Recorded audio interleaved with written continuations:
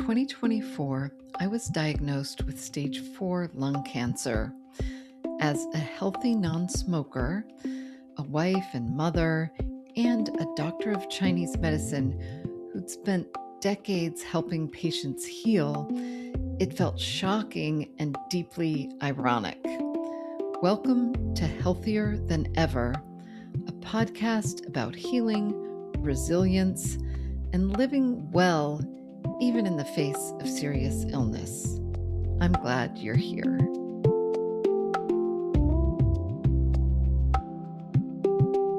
Good day and welcome to another episode of Healthier Than Ever. Today I am joined by Keith Ayers. He is a film producer and storyteller whose work is deeply shaped by his own experience with cancer. He was diagnosed with Ewing's sarcoma, which is a rare form of cancer, while in law school, and went through an intense course of treatment that led him to explore both conventional and integrative approaches to healing. And today his work is centered around storytelling that reflects meaning, perspective, and what it means to come through something life-altering like that. So welcome, Keith. I'm so happy you're here. Thank you so much to have me. It's so great to see you. You too. So obviously, you're in law school when all this happened, but take me back to even before you were diagnosed. Like, what was your life like? What kind of person were you? Yeah, I was a go-getter, nonstop motion. I was like, I'm going to ace law school. I read every book. I watched every movie about law school. I was ready to go and just moving at a very, very kinetic pace. My mom, it's funny, my mom actually recently sent me some report cards from when I was like in kindergarten and first grade. Yeah. And it was very, Keith is smart, but if he just slowed down a little, he just likes to watch through things. So that was me. And I was in my first semester of law school, and it was about, and I was having some pain in my hip. Were you an athlete? Like, did you? I worked out. I went to the gym. I'm 22. It's nothing. So did you sort of, when you had a pain in your hip, were you attributing it to something? We actually joked about it. My girlfriend at the time, we were joking about like the kindergarten cop, like it's not a tumor. Like we joked. I was like, wow, it hurts right here, not here or here. And then the pain started to become a little worse. I couldn't really sit. And then, going to the first doctor, you're fine. You know all about it. It's fine. It's probably nothing. Yeah. Until it's not. Right. So where did you get diagnosed? Where were you at school? I was in New York Law School. I was in Manhattan. Okay. And my cousin, who was a doctor. Yeah. I was kind of a hypochondriac always. So he was always like poo-pooing me. All right, Keith. Like my cousin Glenn. And for whatever reason, he's like, I think you should come in. Like, okay. I'm like, but I got my plan. I have my schedule, my study. No time for that. Yeah. Oh, come on. It was time for this. So he does an x-ray, doesn't think anything. There is something there, but it's probably nothing. We got an MRI. And I was actually in class. Wow. I was sitting in class. I had told my teacher if I get a call, this was pre-smartphone. So my phone had to buzz. I had the flip phone. You had a flip phone. And I walk out and the doctor said, hey, it's Ewing's sarcoma. So they knew from the MRI and everything. They knew. They zero in on a. Yeah. Okay. They did biopsy. And I was so in school mode that I actually went back into class. And I actually thought about sitting there for about 5 minutes. I sat and just, your life just sort of, it's slow motion. It's like a movie. He's talking. I'm sitting there. 2 or 3 of my friends looked at me and I just shook my head no. And then I was like, what am I doing here? I got to get out. And I don't know if you've experienced this, but it's pretty overwhelming to have this information when no one knows. And it's like, who do you call first? Who do you like drop this huge bomb on? Yeah. And it took me 10 or 15 minutes to compose myself. And then I called my parents and and then it just starts. Yeah. Yeah. Doctors and treatment and second opinions. And yeah. So how you're in your early 20s at this point? I was 22. Yeah. And my parents brought me, we went to a first doctor. We called him Dr. Doom and Gloom. I would stress to anybody out there, it's very, very important that you have a connection with your doctor, because I feel like, my first doctor was just very, very negative and just not a great communicator. And the doctor that I went with at Sloan Kettering, my dad was so excited when we left the meeting that he ran out of the room and kind of pumped his fist to my uncle who was in the waiting room. And my uncle was like, he's not sick? And he goes, no, he has cancer, but this is our guy. Like we felt it. Yeah. Yeah. That's so great. Yeah. And we were just talking before we hit record about like the importance of a second opinion. So Absolutely. Dr. Doom and Gloom was the first guy, and there was just something that led you to like, okay, we're going to Sloan Kettering and we're gonna. It seemed like we had gotten him out of bed. It was like, we're sitting here in this life or death moment, having no idea. He could have told me I had 6 months to live. We had no idea. Yeah. But high-rated doctors, that's why I just stress to people, their ratings are great. And obviously you want to go to the best. Yeah. But if there's definitely, when you're in the throes of chemo and treatment, you want the doctor that's in the foxhole with you, per se, that's ready to like. And Dr. Myers was just very straightforward and matter of fact and tough. And you always just want a hint of ego, because their ego is, I'm going to save your life and we got this. Yeah. Yep. So, And then once we found him, it was off to the races, chemo and the port in my chest and all of that fun. Tell me more about that fun. Like, so what was that journey like for you? I went into it with, what do I need to do? This is an interruption in my life. I got to get back to school. I actually asked Dr. Myers, so I could like go to school during this, right? Like looking back, that's crazy, but you don't know what you don't know. And he kind of looked at me and goes, school's over, kid. Like, we got to get you, get you back. You're going to, the chemo. I asked the questions that you ask. Yeah. I used to have a real great head of hair, Toni. Let me tell you, I love my hair and I had it. And I said, well, am I going to lose my hair? He said, 100%. Yeah. We're giving you the harshest chemo and you're going to lose your hair.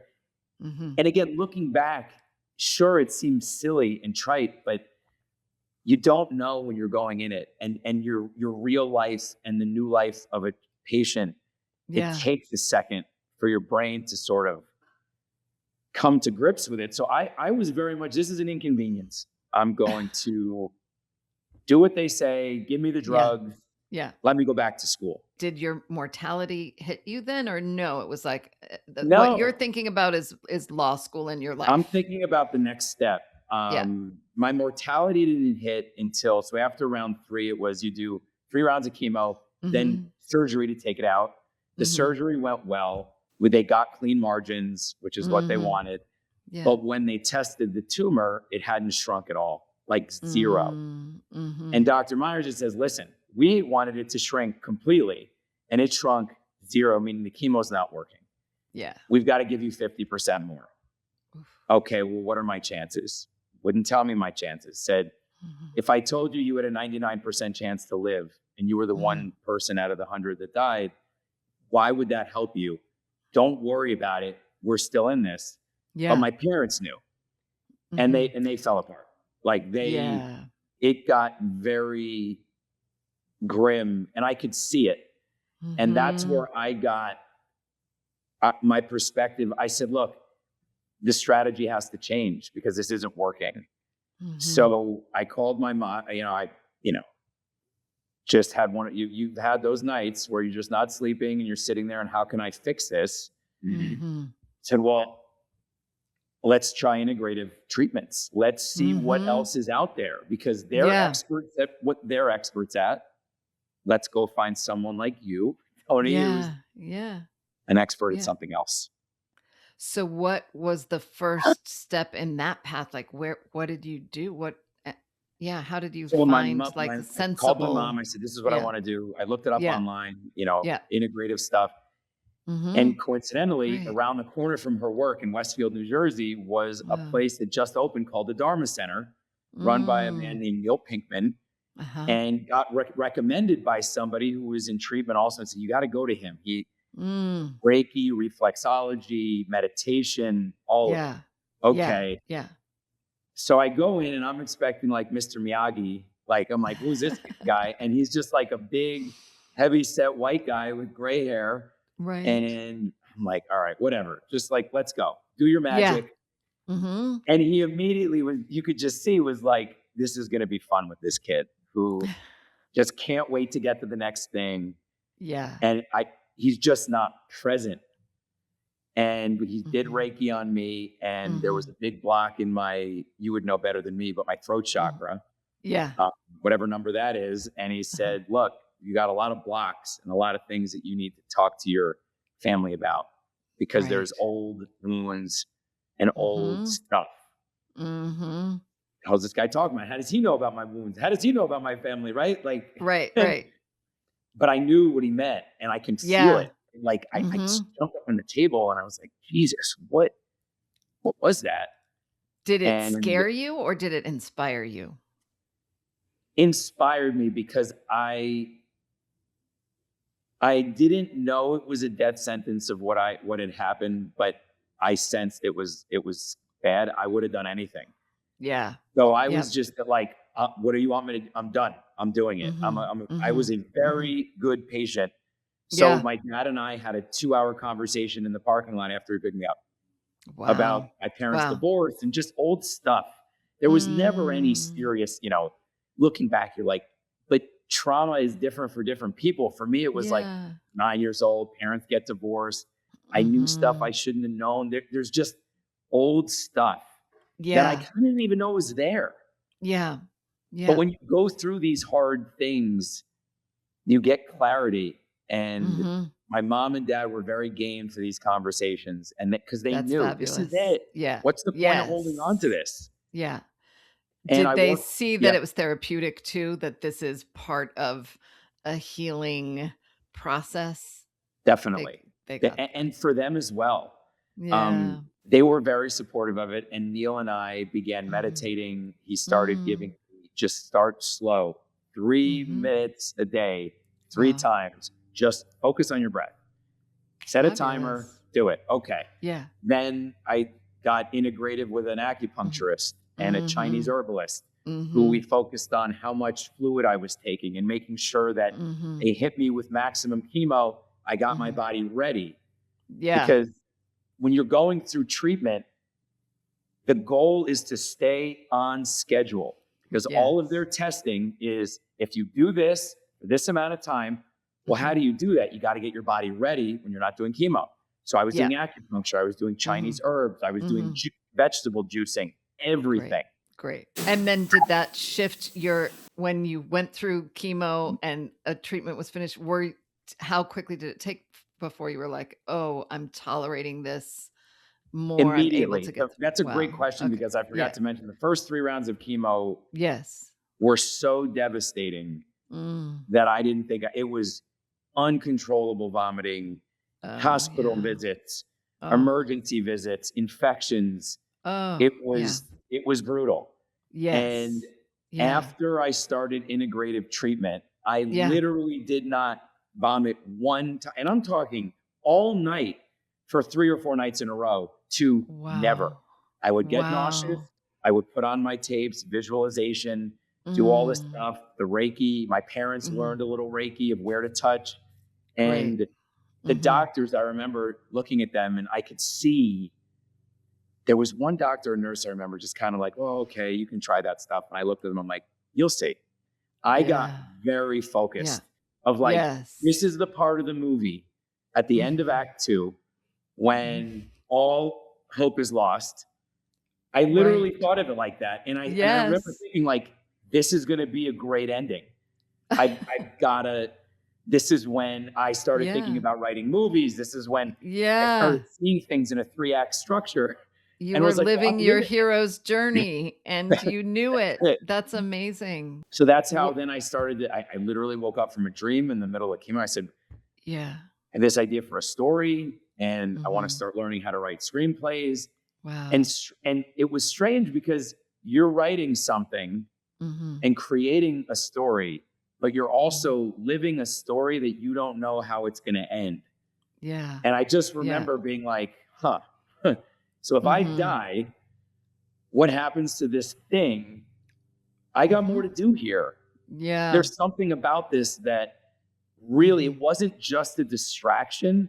It was like a redirection in my life that felt very centered and like, yes, this isn't what I was supposed to do, because where I grew up, you either were like a doctor, a lawyer, or in finance. That's what you do in New Jersey. That's it. You don't, there are no Hollywood stories. What do you, that's fake stuff.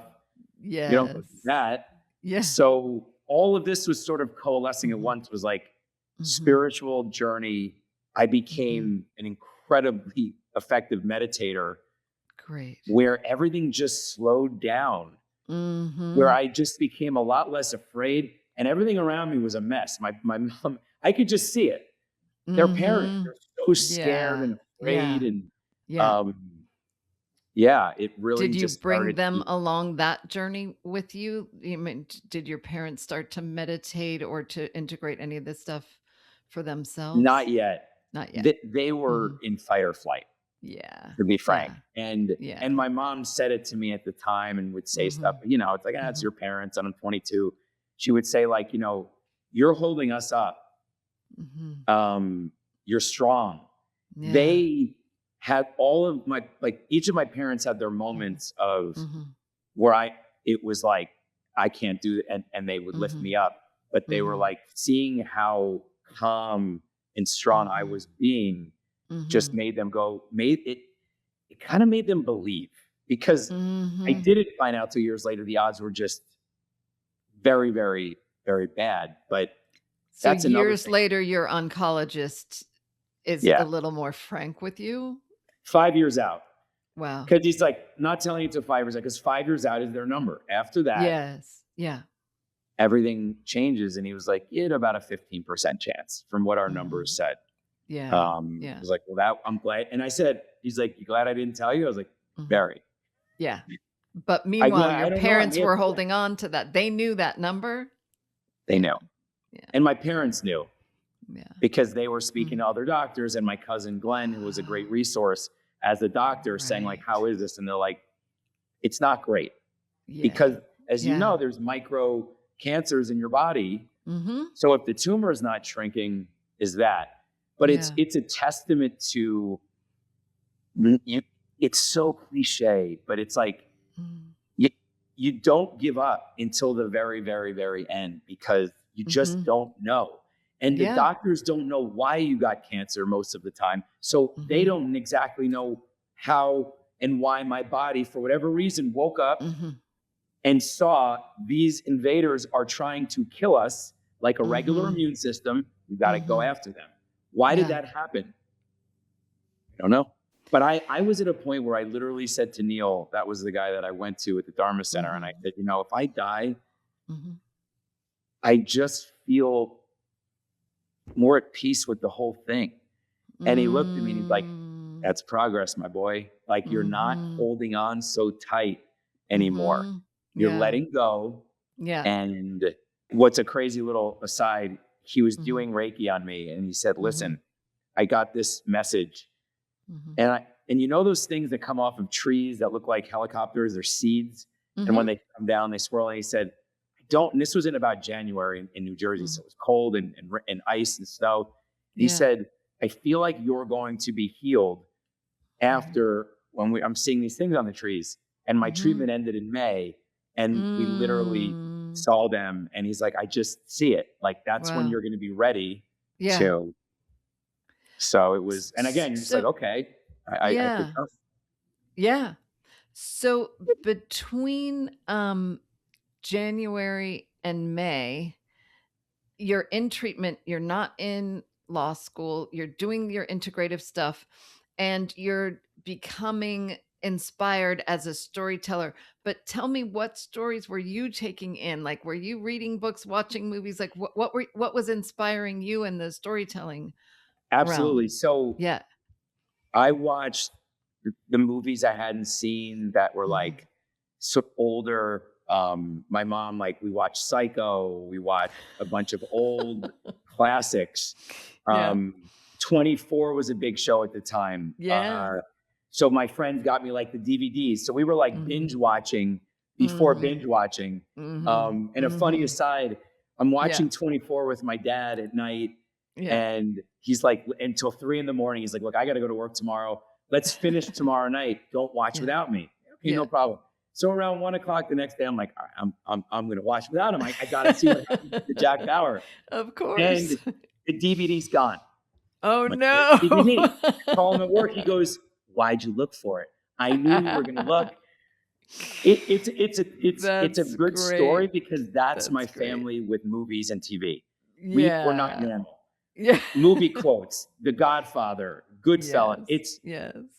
We're not normal. So we've always been obsessed. We don't just watch movies. We talk about them. We analyze them. Right. So when I started doing this, they were very game because I was, working on a story that was like, it was called Here and Now, of course, which is ironic considering I'm working on a project now called Here and Now. Just as an aside for our listener, your project called Here and Now is a documentary. The documentary about Ram Dass. That's right. That's great. And I'm also doing a movie and a documentary about Allan Watts called Genuine Fake, which is there's a lot of themes about the masks that we wear and the masks that he wore. And part of I think the spiritual part of going through chemo and being faced with death is all your masks come down if you allow them, because at our core, like you're just trying to survive it, and it makes all of the other trite, silly, why was I so stressed about an exam? Like I was so manic and obsessed, and it's like, cares? And so I'm watching all the movies, I'm watching all the shows, I'm reading every screenplay book I can, I'm listening to them, I'm going online and learning. I'm reading scripts. I read Good Will Hunting because you heard that story, right? All the stories. Want to see what it looks like. I couldn't get enough. It was almost like this thing that I loved, and then like learning how it's made is like seeing how the cookies are made. And it's like, whoa, all the ingredients of story. And meanwhile, I'm going through my second act. Like, all right. And everything, all of my scans were clear from that day on. Yeah. Tell me, you talked about like watching movies with your dad and your whole family was so into it. What about your friends at that time? So you're 22 and in law school, your friends are, young. And I'm sure that for the most part, this is their first experience, like having someone in their circle going through something like this. How did people sort of show up for you at that time? Don't go anywhere. Healthier Than Ever. We'll be right back. One of the things I think about a lot is how to support energy in a way that's actually sustainable. Not quick fixes, not stimulants, but supporting how the body produces energy at a cellular level. I've put together a foundational energy plan with a few of the nutrients I use most often. Things like B vitamins, CoQ10, and adaptogens. You don't need to take everything. You can start with one or two and build from there. If you'd like to explore it, you can go to htever.com/energy. That's htever.com/energy. And as part of this community, you'll receive 20% off anything you choose to order. And as always, check with your medical team before starting anything new. We will have that link in the show notes. My friends were mostly just present and there. Some didn't know what to say, and they apologized, months, years later. Sure. I didn't know what to do. Yeah. I didn't know what to say to you. Some of my friends would just show up to my dad's house when I wasn't neutropenic, which people don't know, it means your immune system's at like 0. You have no white blood cells, so you can't really be around people. Yeah. And when I could in my back to normal week, do you want to just go to the movies? Can I take you to a restaurant? And as being on both sides of it now, it's okay just to say, I don't know what to say, but I'm here for you and anything you need. And I love you. And I'm thinking about you. I hated being part of conversations that I knew were happening. I hated knowing that my friends and their parents were talking about me in this way. Yes. I didn't want to be a burden.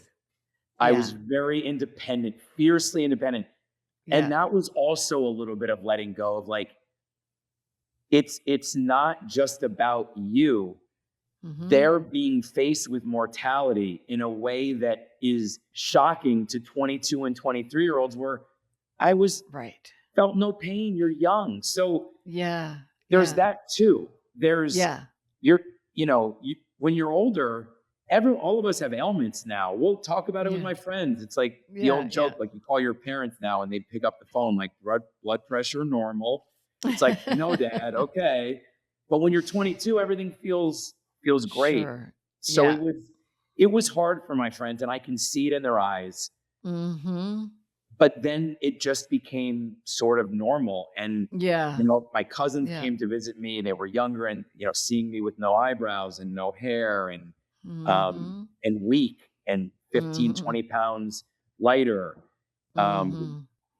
It wasn't easy. But my friends, we talk about it to this day. They're like, nothing's ever really been the same. And they've said that you've given us just perspective for the rest of our life, because it's like getting hit by a train. You're just out of nowhere. Wait, what? And one of my friends said it best when I told him, he goes, I was always very healthy, Toni. Like my mom was the first one to be like, no cow's milk. You're having either soy milk or almond milk. This was in like the 90s. Drinking green tea.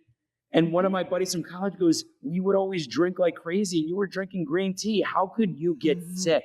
Right. Doesn't make sense. And it's a hard lesson to learn, but it's an important one. Yeah. Because sometimes life just doesn't make sense. Totally. And you have to keep moving forward. So it became, I call my Carpe Diem day November 20th every year when I got diagnosed. And to this day, 20-some years later, we'll still text about it. So yeah, for people that are in treatment now, you also gotta, friends ask me like, did you think about people who didn't call? Or were you like keeping score? I was busy trying to survive. Who has time for this shit? Yeah. Right? Who has time for this? I'm not keeping score and debits and credits. And by the way, that was also part of my spiritual journey. You got to let go of the expectations of what you think someone should do. Yeah. They're on their own path. Right. And I have some of my best friends to this day that I didn't speak to during treatment. And we're best friends and we speak all the time now. So, and you have compassion for their experience during that time, whatever might have been triggered in them. It's, you do give people grace. It's, people do their best. And the fact that they're still with you years later, right?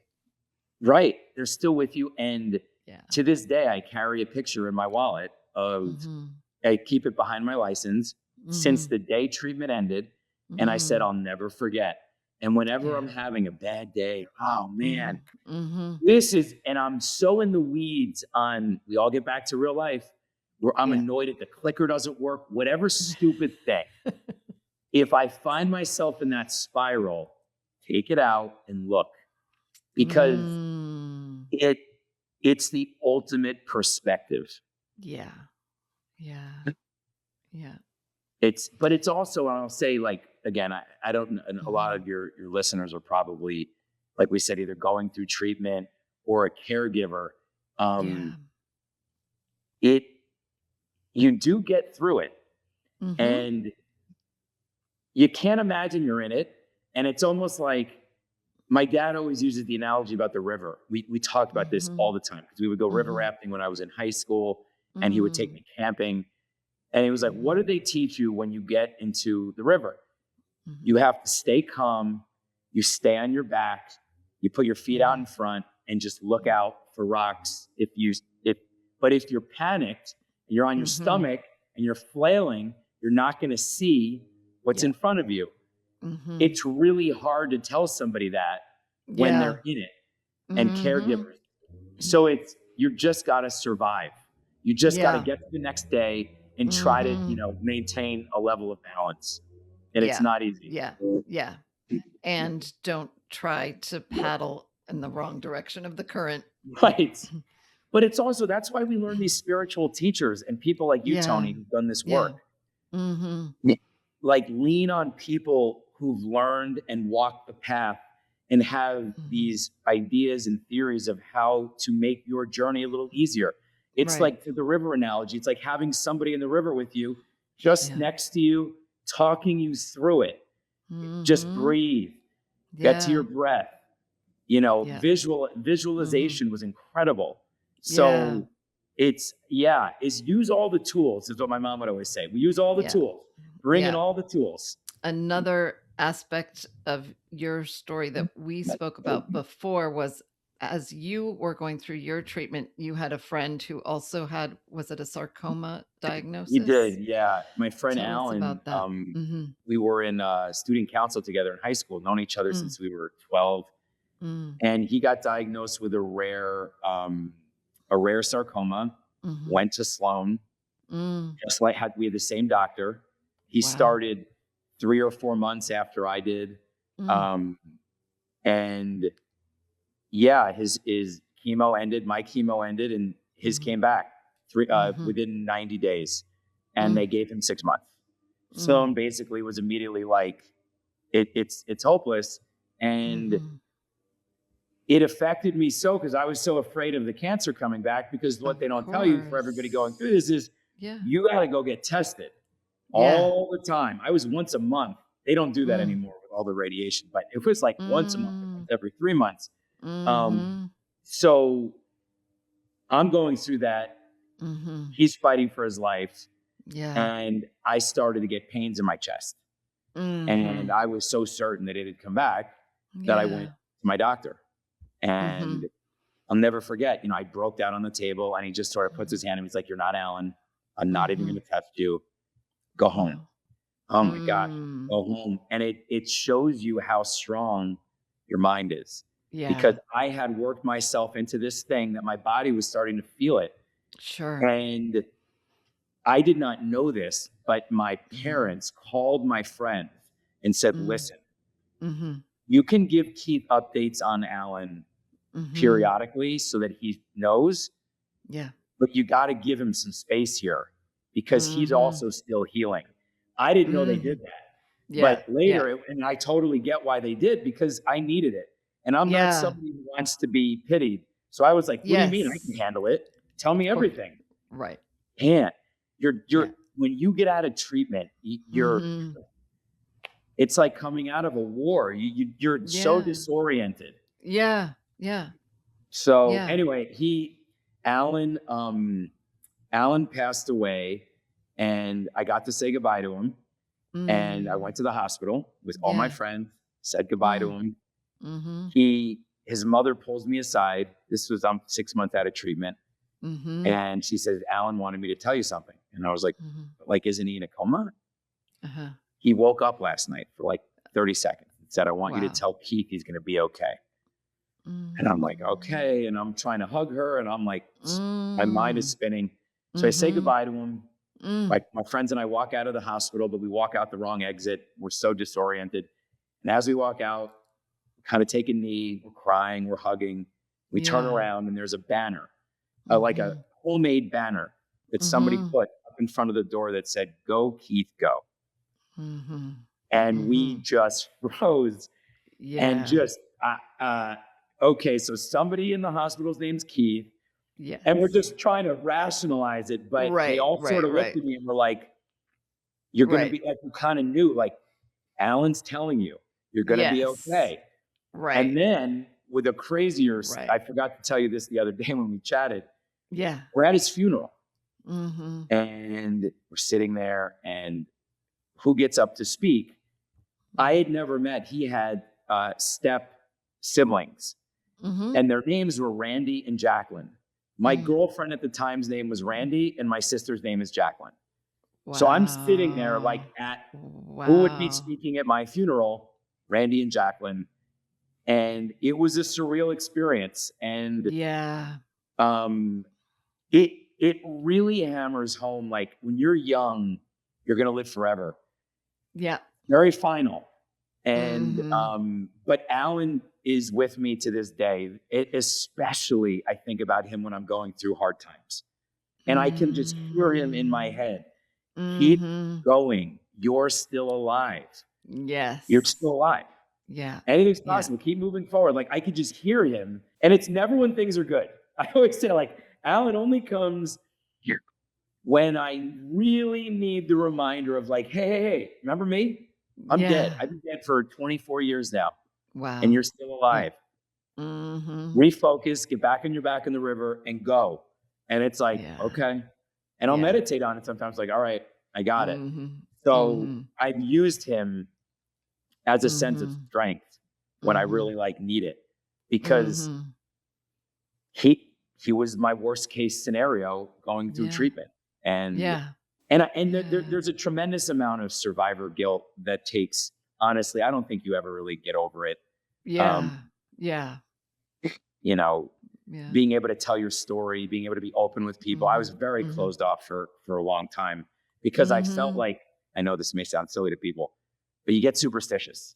And it's almost like talking about it is going to, you know, poke the cancer gods.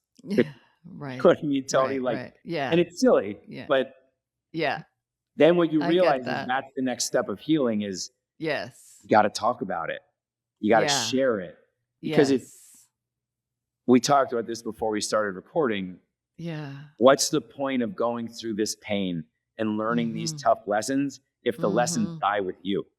The whole point is to give them back to people who are in the river and going through their journey. Is now you're that person for them to say, hey, you got this. Yeah. I'm now the embodiment of what they want, of like, wait, how did you survive? And I've spoken to dozens of families now for years, and their parents especially. Yeah. The kids are always good and you talk to them, but it's the parents, because they're looking at you like my parents, and I look at them and I'm like, I've seen that look. I know. But they're like, well, if this guy did it, then she can do it. And they want to know what you did. What did you eat? Yeah. And I tell them, meditation. Oh, got it. Acupuncture. What else? Yeah. And I love people like that because they're so open. They know what's at stake. Where just be open. To people like you, Toni, who are healers. Yeah. What are the most important things that you want to convey, like, to parents? You know, obviously you observed your parents during that time, but now you're a parent yourself, right? So what do you want the parents to know?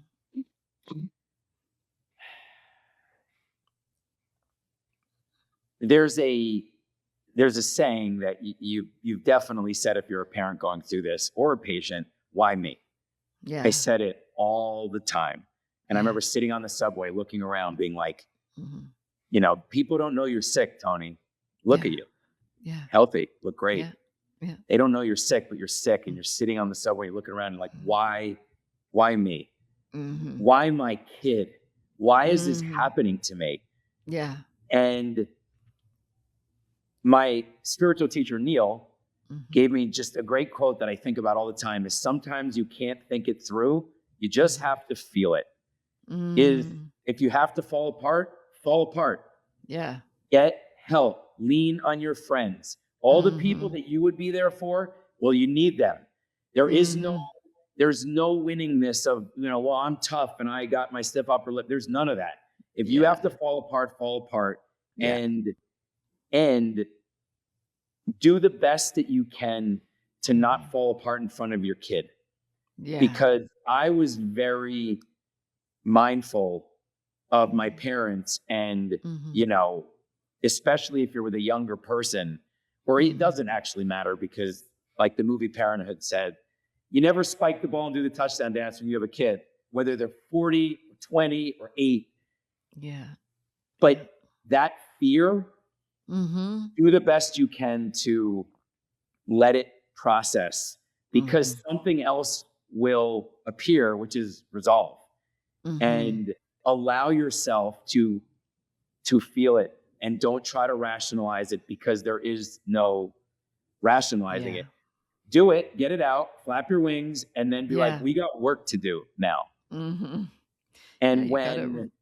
you gotta let's go. Release the steam and don't become the pressure cooker that's going to. That's right. It's hard enough on the patients, and not all kids are going to be good patients. It's tough. Not all parents are going to be good patients. I'm sure many of your listeners have parents who have cancer. It's like, they're so stubborn. He's so this. Yeah. They're not going to be around forever.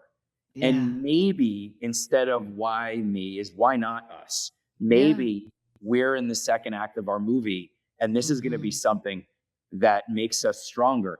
There's a family that lives in New Jersey that I was referred to.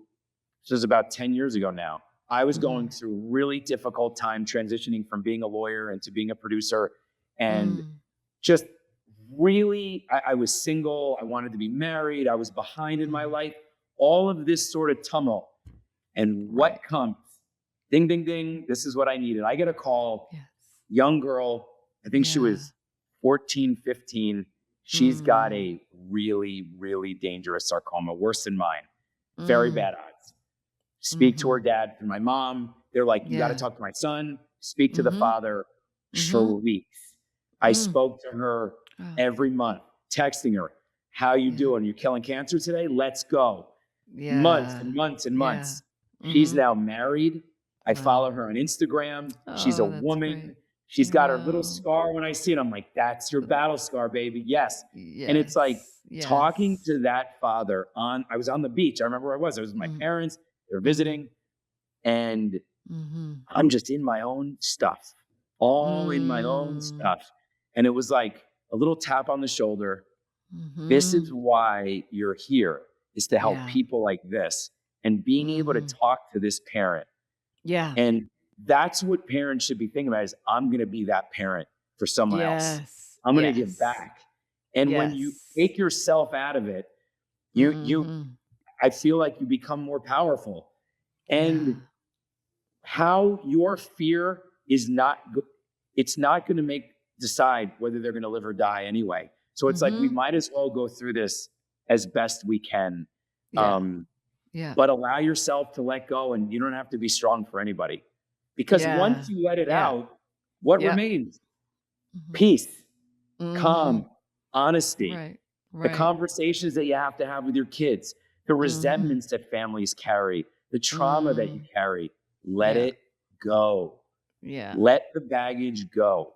Yeah. And it's lessons that, my parents and I learned the hard way. Yeah.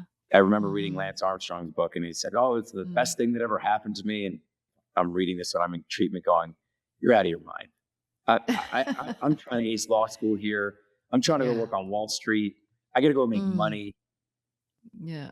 And it was like, if I didn't get cancer, I never would have had the permission to seek a dream that I was almost too afraid to say out loud. I was too embarrassed of I can't do that. It was like the permission structure, because after that, my parents, my friends were so supportive. You go do whatever you survive. You're on borrowed time, my friend. You go. Move to LA. Seek your dream. tell the stories. Well, you Yeah. don't need to get cancer to learn that lesson and to Yeah. live that way. I needed it because Mm-hmm. nothing else would have gotten me. I was too rigid.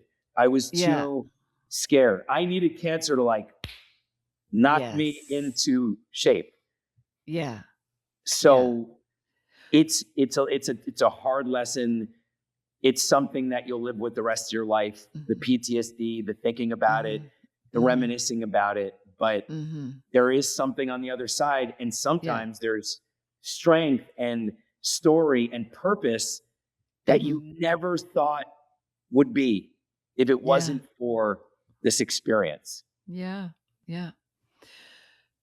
You were drawn to storytelling and maybe not consciously even, ideas about filmmaking and stuff like that before cancer. But what about, were you a spiritual seeker before, or was that just something that kind of evolved and emerged through having cancer? I was open to it. My mom was always open to it. She'd go speak to a psychic medium or, that sort of realm. We were always, I was open to it, but I'm even to this day, like I'm pretty scientific. I'm an East Coast person. It's like, you don't want to feel like you're being duped, right? Like by woo-woo stuff. And frankly, and I'll say this, Toni, which is what in speaking to you the other day that I just love is don't go anywhere. Healthier Than Ever will be right back. Immune support is one of those areas where more isn't always better. In many cases, the goal isn't to boost the immune system, but to support it in responding appropriately. I've put together a simple immune support plan with a few of the supplements I use most often, things like vitamin D, zinc, vitamin C, and gentle immune support. I've organized it for you online on FullScript, which is my trusted support for high quality supplements and products. You don't need to take everything. You can start with one or two and build from there. If you'd like to explore it, you can go to htever.com/immune. As part of this community, you'll receive 20% off anything you choose to order. That's htever.com/immune. And we'll have that link in the show notes. And as always, check with your medical team before starting anything new. Yeah, you can do the quote unquote woo-woo work, the Eastern medicine work without the, language that's used sometimes that turns off a lot of people that may not be as open to it if you didn't speak more frankly, and you speak very frankly about it. Right. And, so I think it opened up something in me, and I found an ability. I got to be honest, I was a nervous kid. I had anxiety. I played basketball in high school, and I just wish I had those tools then of how to calm my nervous system, how to slow it down, how to see the forest through the trees. You go, what? Yeah, Keith, like, it's just a game, man. Go out there and have some fun. Have fun. Yeah.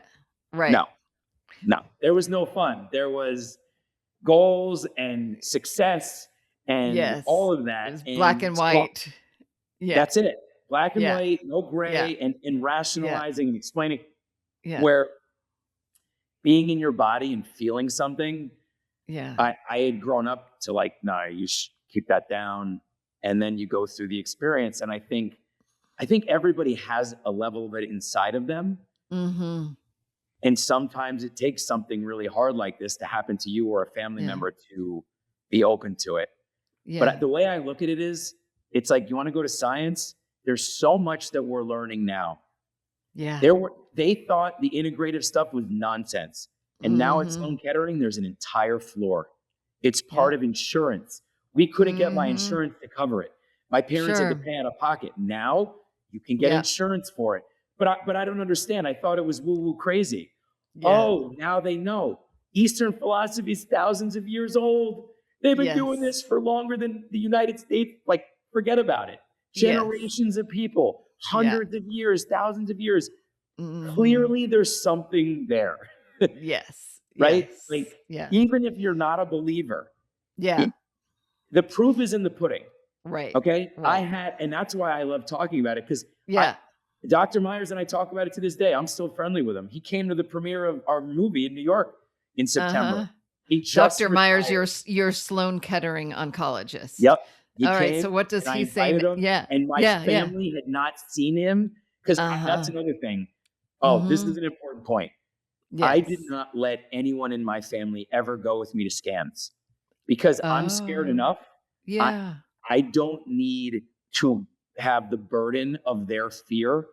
So it's very important that you take control of your treatment and of your recovery, because your parents can say, let me go with you, honey. Let me hold your hand. How is that going to help me? For you to sit there and wait. But I'm a parent now. I get it. You think I'm going to let my girls go alone? No. I want to go with you, baby. Let me go with you. Let me do it. But I also have to know, being from the other side of it, I'm here no matter what. If you need me, I'm there. I will sit with you. I will say nothing. But if you just need someone there, I'm there. But don't force it. Because I was very adamant, it's hard enough for you to go and get these scans. It's not easy. So it's very important post-treatment to have that. So anyway, my family saw Dr. Myers, and it was crazy. I mean, my mom was like, he's like a god to them. And of course, for him, I always like to include him, because I got to look at it from his side. He's lost how many patients in his 40, 50 years? So when someone survives, how does that make him feel? I did it. I did it for a reason. All those hard nights of people losing them and giving bad news. So that's part of it. You gotta. It's gotta be about like we and not me. It's like, it's not just me now. It's about him. So I love, and it was just amazing seeing him, because it's full circle, And it's funny, we joke, because when I was 22 and he was about 48, 49 when I was in treatment. He made it a little bit 70 to me. He just all made it. I'm 46 now. And I'm like, Dr. Myers.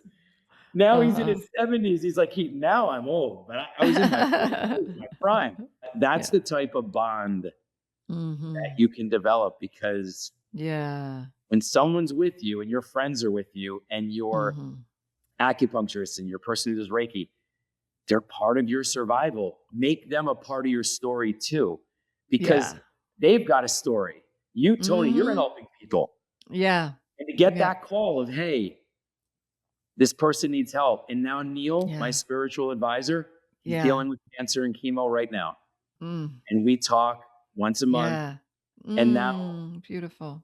It's like you're a healer to him in a sense, for sure.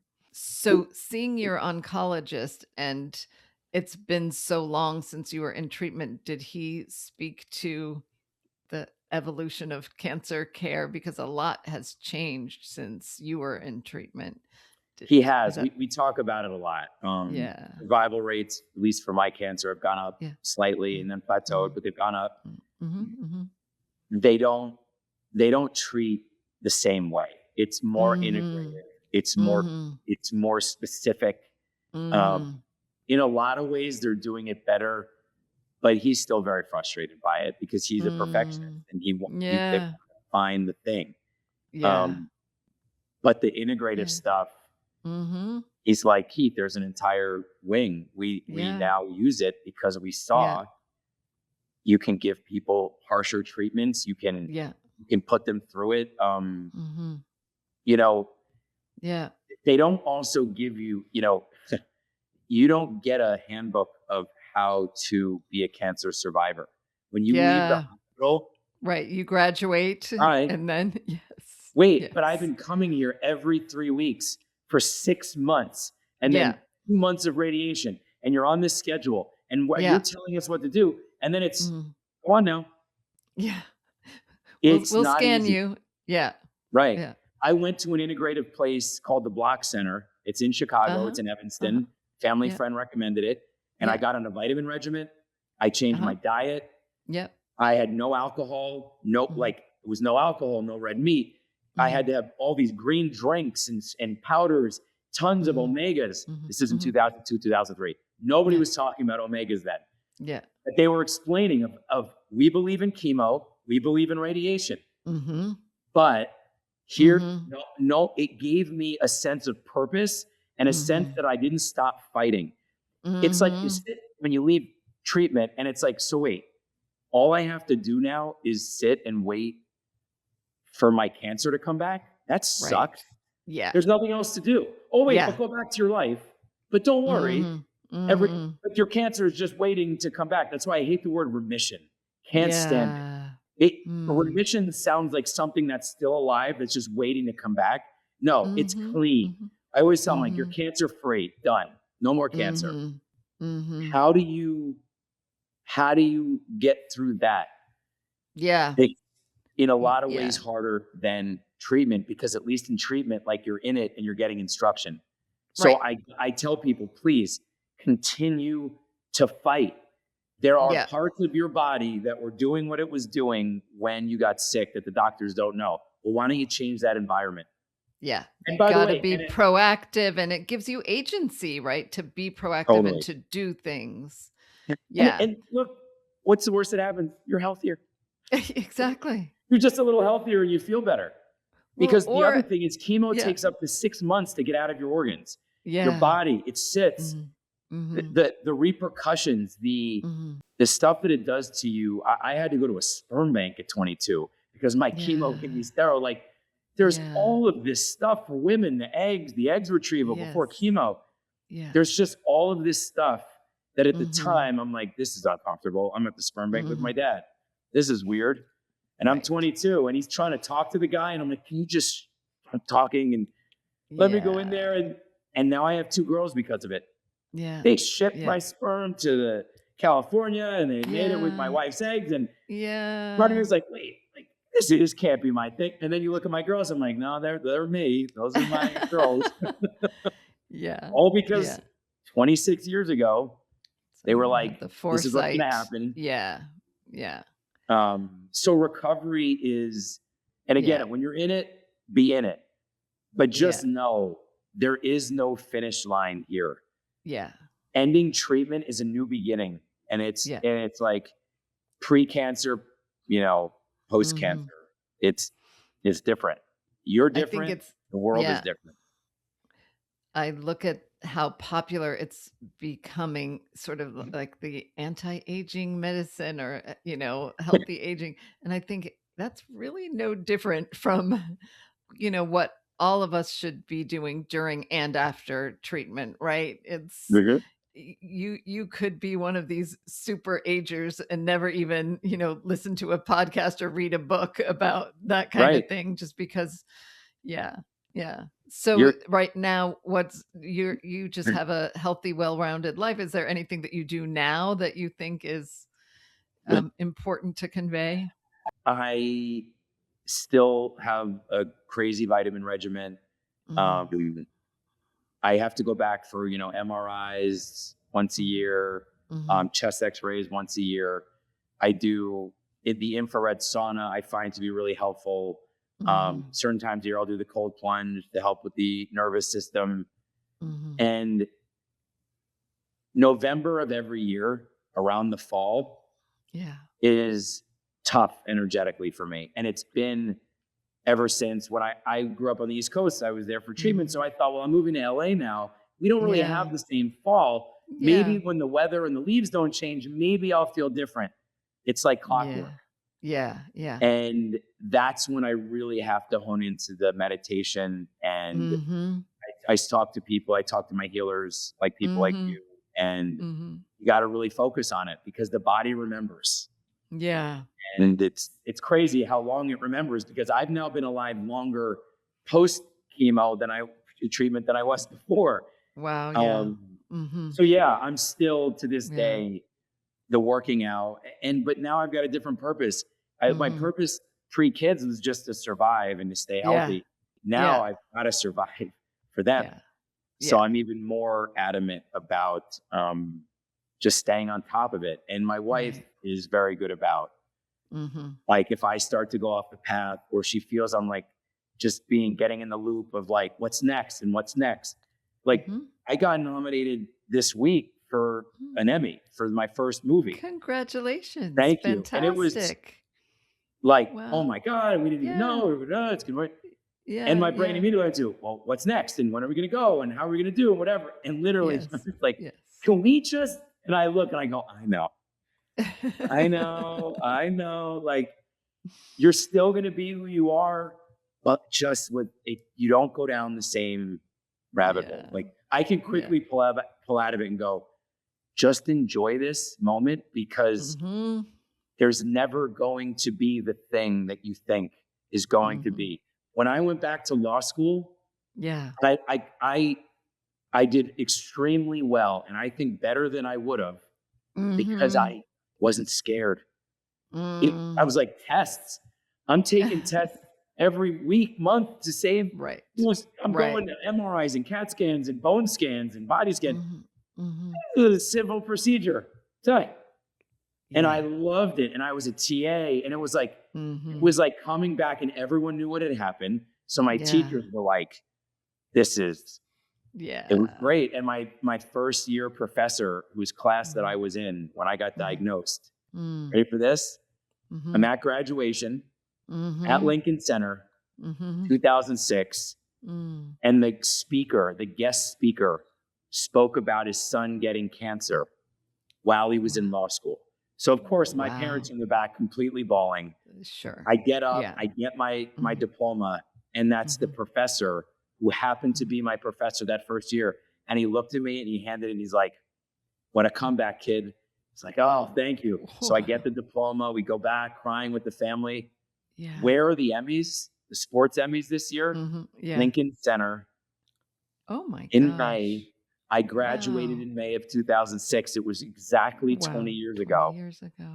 It's like full circle. And when that stuff happens, my family and I, that's synchronicity, baby. That's it. We're so open to it now, because we've lived it. These coincidences, these, isn't like just, perfect. 20 years ago. Well, it's so beautiful that as a storyteller, you can see the beauty in these experiences, and you can extract, I think we can all create our own narratives to such a great degree. And you've done such a beautiful job, sharing your story, and just the way that you talk about your experience you're a healer in your own right. And I think it's so beautiful. Also, just, as a lawyer, you're a super critical thinker. So you're not trying to sell people on an idea. You're just sharing of yourself. That's it. Because I get it, because I'm with them. I'm a skeptic, I need to make sure, but I saw what that mindset did to me. And what it changed in me. And I just would say, don't let it, I don't want to waste that experience on just little old me. It's like, there's lots of other people. It's like it's like the obligation of the cured. Like when you're cured, you got a little secret. You have your stories, and you have your messages, and you have your things that you've got. And the best part of it is that gal whose father called me on the beach, and those people. And your patients. You think that I'm helping them. They helped me that day. They gave me the perspective, the reminders. So it's really flipped. And Neil had said that to me at the time. He's like, I just started my business, and working with you is so great. And of course you hear that, it's like talk. But now that I'm older, I'm like, no, that's it. That's the magic. Is you tell, Paul Thomas Anderson said this when he just won the Oscar. He's like, do you know how many movies that I steal from? And everybody laughed, because he's like, no, it's not a one-to-one, but it's all of these movies that I saw, that I internalized. that I rewatched over and over and over. It's like in my bones of like Forrest Gump and Rain Man and all these movies when we were younger that I remember seeing in the theater with my parents and watching them react. Being able to make people feel that and have those moments with their kids and their families and make them think, be able to go watch this Alan Watts movie and go, wait, who is this guy? I got to go on YouTube. It's like, you do. You got to put your earbuds in and listen to this man talk, because that, to me, it just lights me up. But again, that dream never would have happened if I wasn't brought down to the studs of the house of like, there's nothing left to fear. You can tell people what your dream is and not feel silly saying it. Beautiful. Well, what was your favorite movie out of curiosity, Toni, growing up? I loved Out of Africa. My parents were South African and my dad was a pilot. I got my pilot's license when I was 18. And I played the violin and they had Mozart, and there was just such beauty and love and conflict and nature and flying. There's this freedom. That was like a favorite movie of mine. That was a good one. Yeah. I mean, that spoke to you on so many levels. Yeah. It's and then the lawyer movies for me were I'm gonna go be Tom Cruise. This is what I'm gonna go do. And and go be a lawyer. And it was like that was also a nice it's not a bad thing to have in this business either, because it's always good to have a lawyer around and like read a contract or you're taught in law school to see things through somebody else's perspective. That's always a good asset in business or in storytelling is how is this good for the other person and not about you? What are they thinking about? What's good for them? Bring them into the team. Yeah. Beautiful. Well, one day for our listeners and our viewers, can we look forward to hearing your story through a book, a movie? You can. And Toni, you've inspired me. I had written 3/4 of a book.